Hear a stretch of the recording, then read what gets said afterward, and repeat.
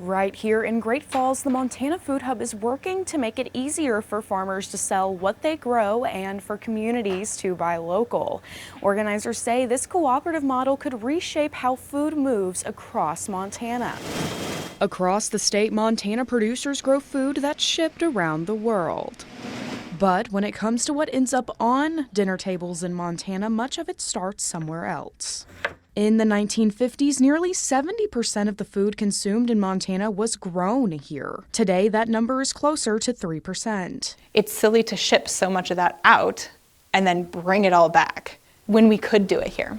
Meaning that shift has left the state dependent on out-of-state distribution. Most of the state of Montana is served by one line out of Salt Lake City. All of our food for most of this state comes out of Salt Lake.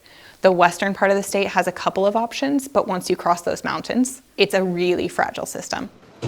The Montana Food Hub is designed to add stability by creating a central point where producers, restaurants, schools, and rural communities can connect. And there's a big gap. So we had gaps on both the manufacturing and the growing side. And we said, what if we could just plug all these things together? She says the model fills a gap for small and mid-sized producers. Those too large for the farmers market, but too small to work with major distributors.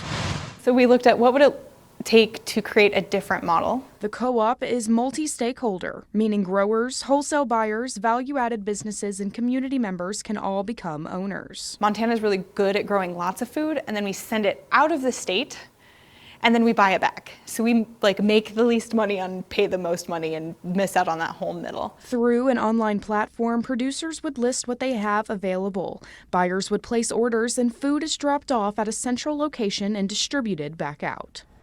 It's so important to support local. I mean, we see, all the time small businesses going out of business because of large corporations.